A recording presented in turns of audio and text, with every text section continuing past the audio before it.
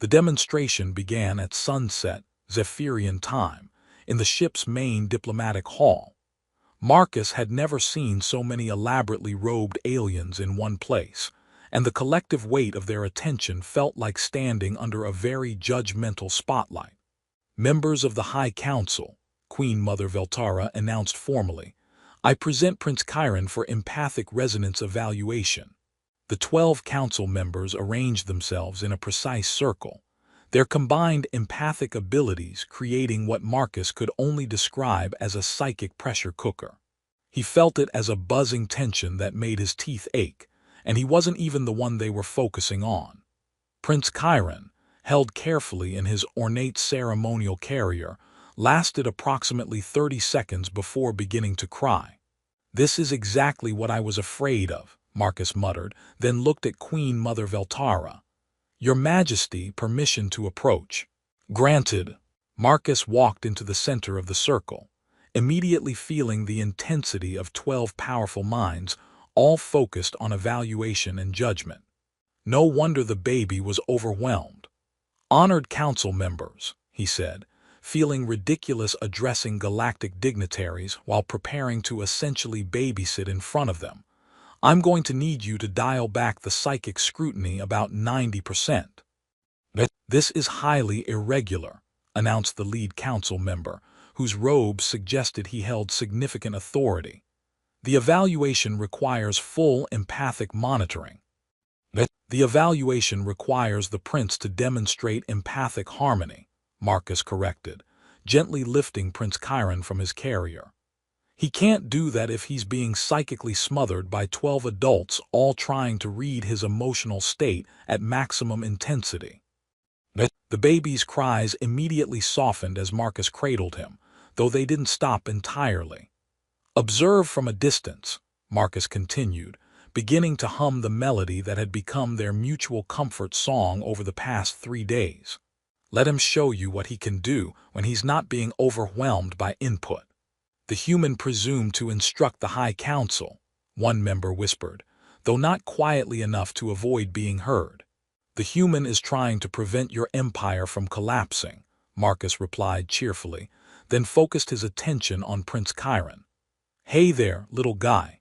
I know this is scary, but we need you to show these important people how amazing you are. As Marcus continued humming, something remarkable happened.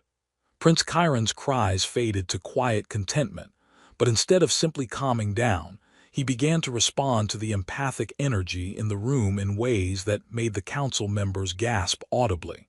He's not just achieving harmony, whispered Chief Healer Xanthara, monitoring the readings.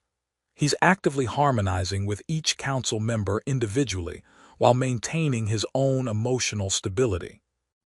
Marcus felt it too, though he couldn't interpret the sensation the way the Zephyrians could.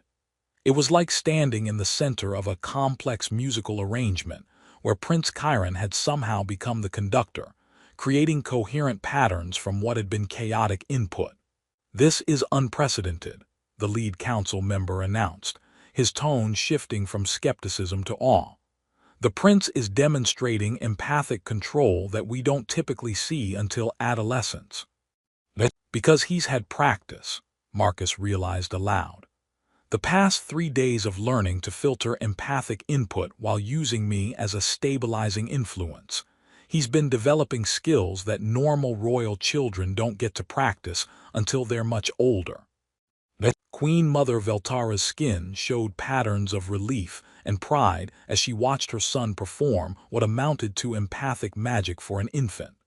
The distress wasn't a rejection of his inheritance, it was preparation for mastering it. The hour-long demonstration continued with Prince Chiron maintaining perfect calm while actively engaging with the empathic signatures of everyone present.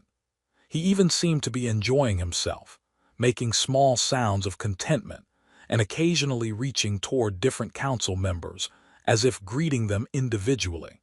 The evaluation is complete, the lead council member announced.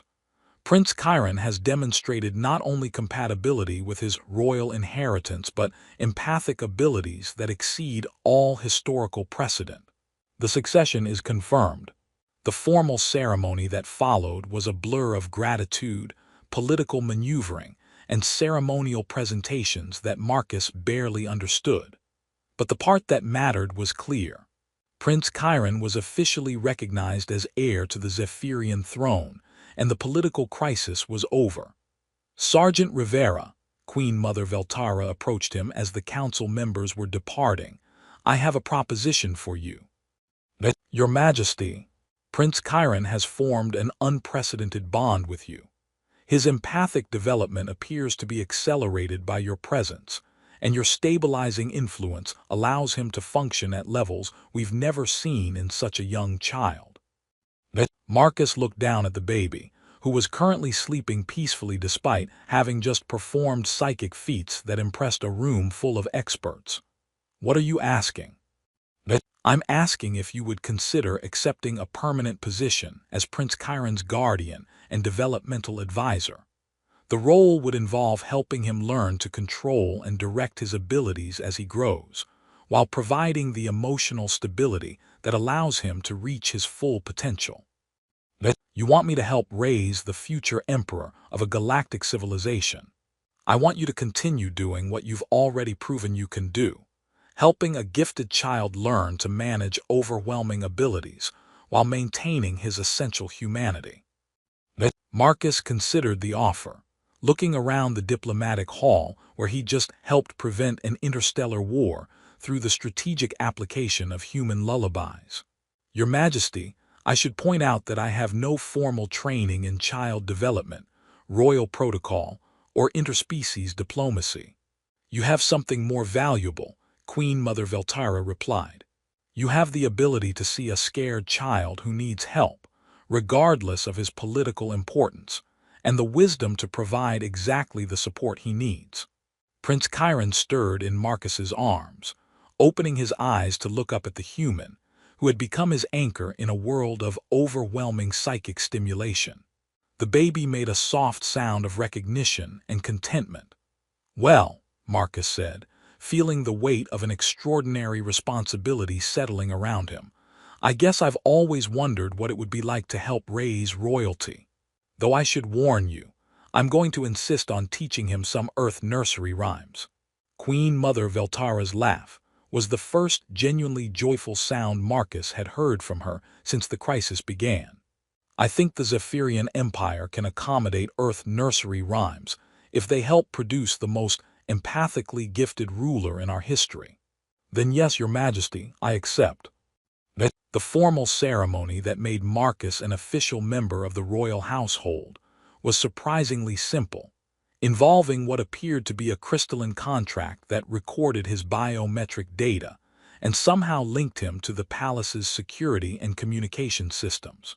More complex was explaining to Earth's diplomatic corps why their military advisor had just accepted a permanent position in an alien royal court. "Let me understand this correctly," said Ambassador Chen during the subspace communication, her expression suggesting she was either impressed or concerned about Marcus's sanity. "You prevented an interstellar war by babysitting." "I prevented an interstellar war by recognizing that sometimes the most important diplomatic crises require the simplest human solutions," Marcus replied diplomatically. "Also, yes, there was significant babysitting involved. And now you're going to help raise the future emperor of one of our most important allies. I'm going to help a gifted child learn to manage abilities that could either unite civilizations or accidentally start wars if he doesn't get proper guidance." Marcus looked over at Prince Chiron, who was currently demonstrating his newfound empathic control by making the crystalline walls of his nursery resonate with gentle music. Plus, someone needs to make sure he learns that power comes with responsibility, regardless of whether you're born to it. That's remarkably philosophical for a sergeant. That's what happens when you spend 3 days watching a baby teach adults that their assumptions about leadership might be fundamentally flawed. The months that followed established a routine that was unlike anything in Marcus's previous military experience. His days were spent helping Prince Chiron develop empathic control through exercises that combined Zephyrian meditation techniques with human child development principles. The baby showed remarkable progress, learning to selectively engage with emotional input rather than being overwhelmed by it. He's responding to individual emotional signatures now, Chief Healer Zanthara reported during one of their regular assessments. Watch this. She projected a holographic display showing Prince Chiron's empathic patterns as various people entered his presence. Marcus could see how the baby's responses shifted and adapted, creating harmonious connections with each person while maintaining his own emotional stability. He's not just reading emotions, Marcus realized. He's actively helping people feel more balanced when they're around him. Exactly. Instead of being overwhelmed by others' feelings, he's learning to influence them positively. It's a skill that could revolutionize Zephyrian leadership. The political implications became clear when Prince Chiron was presented to various diplomatic delegations. His presence seemed to naturally reduce tensions and promote cooperative thinking, even among traditionally hostile factions. The Ketharan ambassador actually smiled during yesterday's meeting, Thelvas reported. Prince Chiron was in the room for less than 10 minutes, but the entire negotiation dynamic shifted toward collaboration instead of confrontation.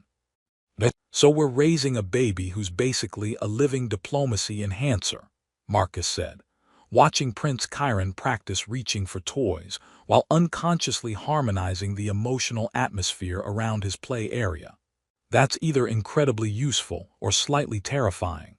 Both, Queen Mother Veltara replied, appearing with the silent grace that Marcus had learned was a royal family trait, which is why his ethical development is as important as his empathic training. This was where Marcus's background proved unexpectedly valuable. His experience helping raise his siblings after their parents' death had taught him lessons about responsibility, compassion, and the importance of understanding that power should serve others rather than elevate oneself. The thing about leadership, he explained to Prince Chiron during one of their daily sessions, is that it's not about getting people to do what you want. It's about helping them become the best versions of themselves. The baby, now several months old, looked at him with those unnaturally aware eyes and made sounds that the translation software interpreted as curiosity and agreement. He understands more than he can express, Queen Mother Veltara observed. His empathic abilities allow him to grasp complex emotional concepts, even though his language development is still normal for his age. By Prince Chiron's first birthday, the transformation in Zephyrian politics was remarkable. The young prince's natural ability to promote emotional harmony had helped resolve 3 separate territorial disputes, facilitated the first peaceful trade agreement with the Ketharan faction in decades, and inspired a new approach to leadership training throughout the empire. You've helped create something unprecedented, Queen Mother Veltara told Marcus as they watched Prince Chiron's birthday celebration, where representatives from dozens of species gathered in genuine friendship rather than formal diplomacy. I've helped a remarkable kid learn to use his gifts responsibly, Marcus replied. The rest is just the natural result of teaching someone that their abilities exist to help others. Prince Chiron, now walking unsteadily but with determination, made his way across the celebration hall, spreading calm and happiness wherever his empathic influence touched. People who had a Prince Chiron responded by making the contented sound that had become Marcus's favorite noise in the universe, while unconsciously harmonizing the emotional energy of everyone around them into something that felt remarkably like hope for the future. As the celebration continued into the night, with species that had been enemies for centuries now planning cooperative ventures, Marcus realized that sometimes the most profound changes in the universe begin with something as simple as knowing how to comfort a crying baby. And sometimes, the greatest diplomatic achievement is teaching someone that their power exists not to dominate others, but to help them find their own harmony. The little prince who had once threatened to bring down an empire with his cries was now holding it together with his capacity for bringing out the best in everyone around him. And Marcus Rivera, former sergeant turned royal guardian, had discovered that the most important battles aren't always fought with weapons. Sometimes they're won with lullabies, patience, and the revolutionary idea that even the most powerful people in the galaxy are, at their core, just children who need to be taught how to use their gifts wisely.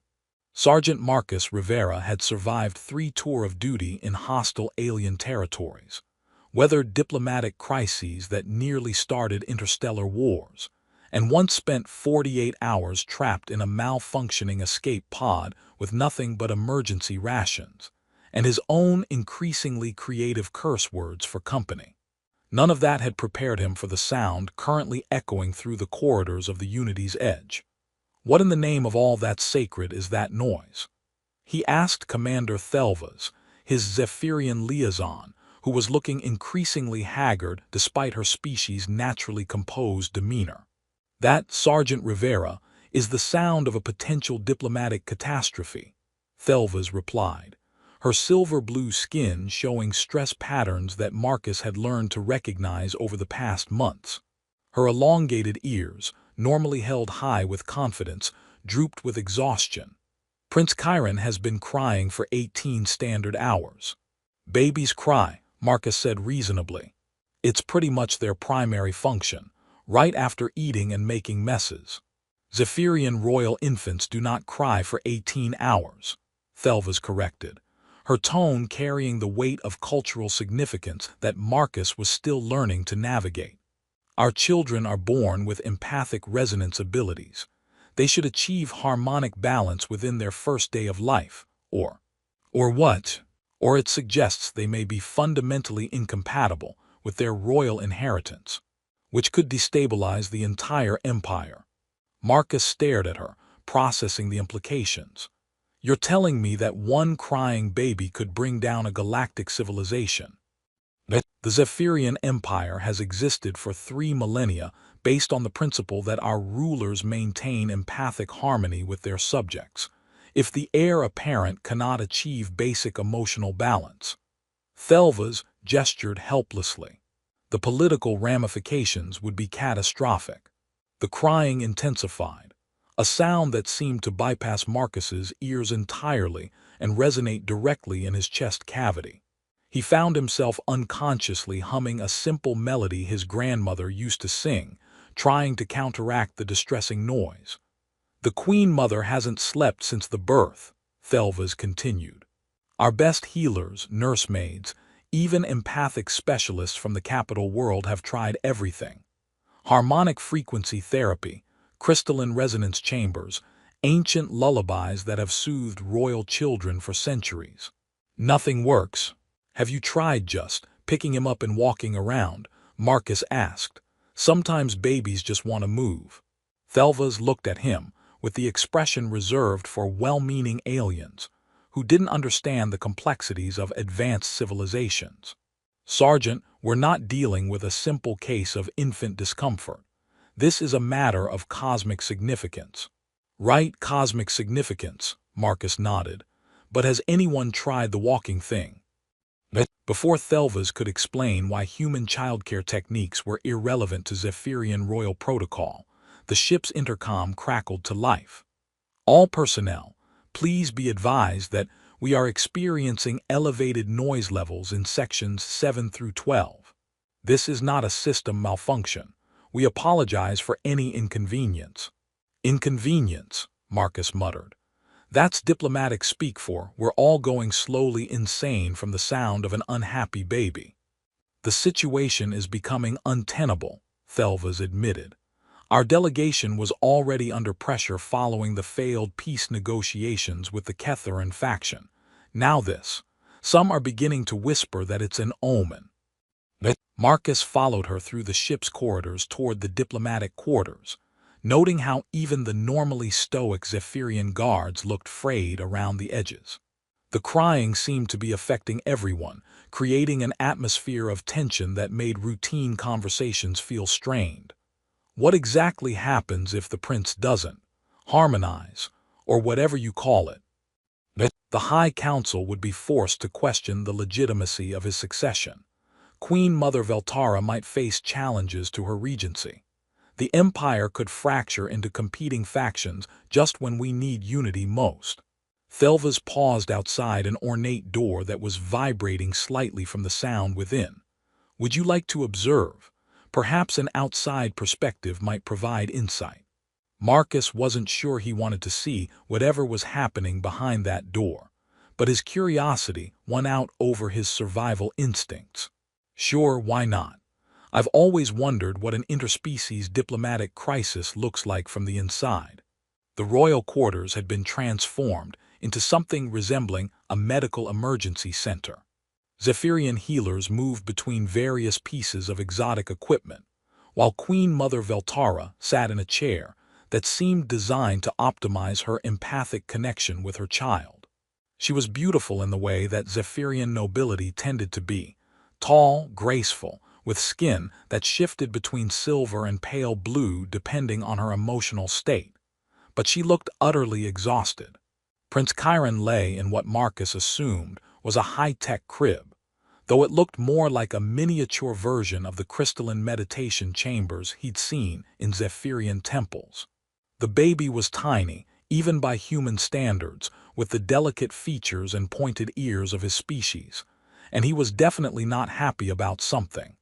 "Your Majesty," Thelva said formally, "I've brought Sergeant Rivera to observe.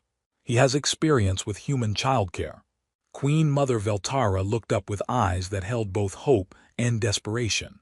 "Sergeant, have your people encountered similar situations?"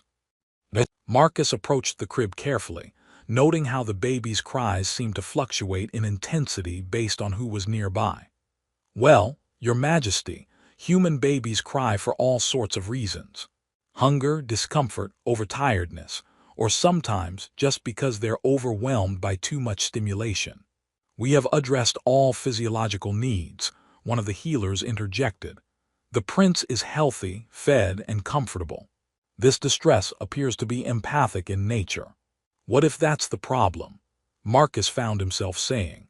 "What if he's picking up on everyone's anxiety about him not calming down, which makes him more upset, which makes everyone more anxious?" The room fell silent except for the baby's cries. Queen Mother Veltara stared at Marcus with sudden attention. "You're suggesting a feedback loop," she said slowly. "I'm suggesting that maybe he's not rejecting his royal inheritance. Maybe he's just overstimulated by being surrounded by people who are really worried about whether he's going to reject his royal inheritance." That, Thelva's paused, that actually makes a disturbing amount of sense. "The question is," Marcus continued, warming to his theory, "what do you do about it?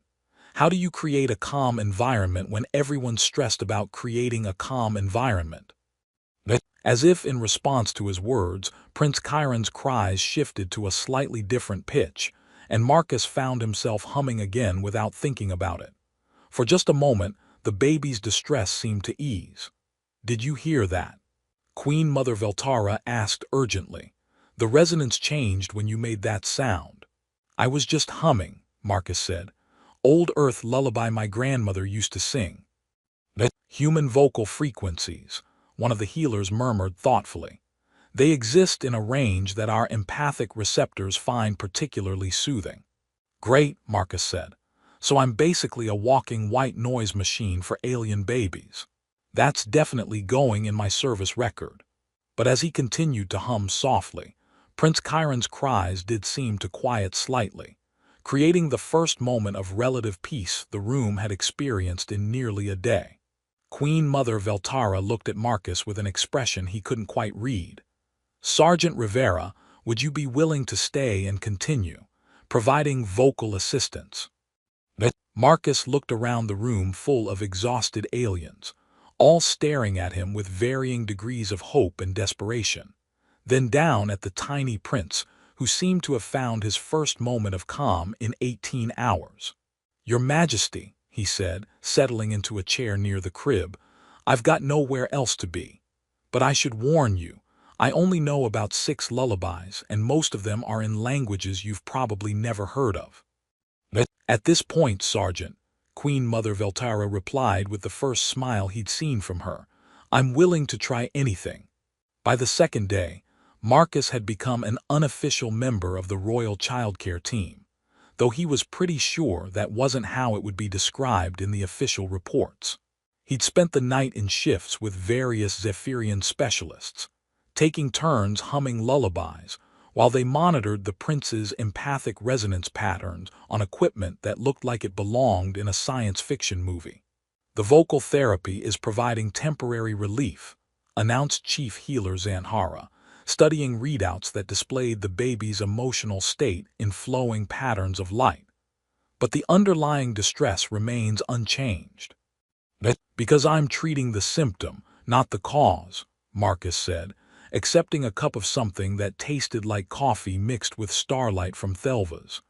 The kid's still picking up on everyone's anxiety. I'm just giving him something else to focus on. Queen Mother Veltara looked like she'd aged a decade overnight, though Marcus had learned that Zephyrian emotional stress manifested as physical exhaustion more dramatically than in humans. Sergeant, you mentioned yesterday that human children sometimes cry from overstimulation. Can you explain what you meant? Marcus settled into what had become his usual chair beside the prince's crib, noting how the baby's cries immediately softened at his proximity. Well, Your Majesty, sometimes babies get overwhelmed by too much input, too many people, too much noise, too much activity. They cry because it's their only way to say, hey, this is too much for me to handle. But Prince Chiron requires empathic connection with his people, protested one of the nursemaids. Isolation would be contrary to his royal development. I'm not talking about isolation, I'm talking about. Marcus paused, trying to find the right words. Look, you said Zephyrian babies are born with empathic abilities, right? What if this little guy is basically a psychic receiver that's picking up signals from everyone in the palace, and he doesn't know how to filter it yet? The room fell silent as the healers considered this possibility. The royal bloodline does possess unusually strong empathic sensitivity, Chief Healer Zanhara admitted. It's part of what allows our rulers to maintain harmony with their subjects. But the traditional assumption is that royal infants instinctively know how to manage these abilities. What if that assumption is wrong? Marcus asked, then immediately wondered if questioning centuries of royal tradition was going to get him thrown in the brig. What if empathic control is a learned skill, not an inherited one? Queen Mother Veltara's expression shifted from exhaustion to intense concentration. Continue. On Earth, we have a thing called sensory processing sensitivity. Some kids are just born more reactive to stimulation than others. They need quiet environments and gradual exposure to help them learn to cope. Marcus found himself speaking directly to the baby, whose cries had diminished to quiet fussing. What if Prince Chiron isn't rejecting his heritage? What if he's just asking for help learning how to handle it? That would explain why traditional methods aren't working, Thelva said thoughtfully. We've been trying to force harmonic resonance instead of teaching gradual control. And it would explain why Sergeant Rivera's presence helps, added Chief Healer Zanhara. Humans lack empathic abilities entirely, creating a neutral emotional space that allows the prince to rest. Marcus looked down at Prince Chiron, who had quieted enough to actually look back at him with large, curious eyes that seemed far too aware for such a young infant. Hey there, little guy. Are you just tired from listening to everyone's feelings all at once? As if in response, the baby made a soft sound that definitely wasn't crying. He's never done that before, Queen Mother Veltara whispered. That's a contentment sound. Our children make it when they feel safe and understood. Well, that's progress, Marcus said, then began humming again as the baby's eyes started to drift closed. Though I have to ask, what happens if I'm right? What if the prince needs ongoing help learning to manage his abilities? Then we would need to completely revise our understanding of royal child development, Queen Mother Veltara replied. And we would need someone who understands both empathic sensitivity and techniques for managing sensory overload.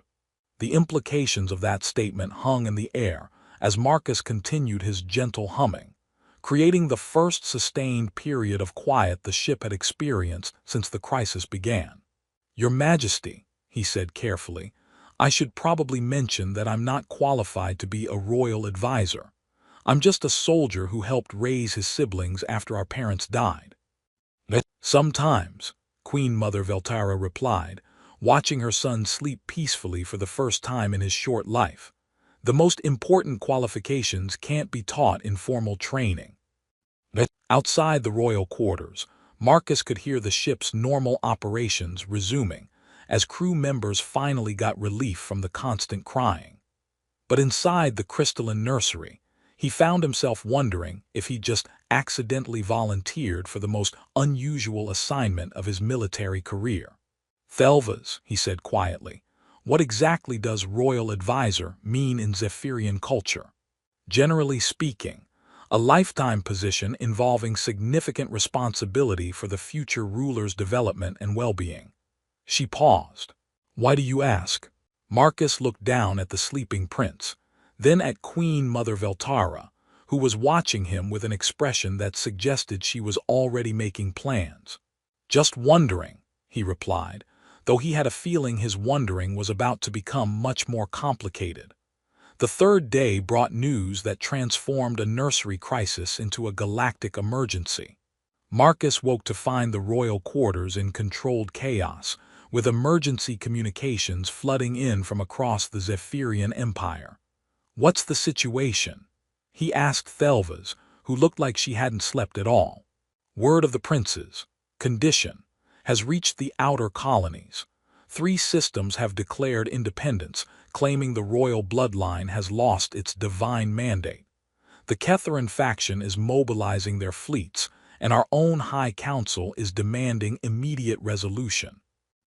Marcus looked over at Prince Chiron, who was currently resting quietly in a modified crib that had been adjusted to filter some of the ambient empathic energy in the room.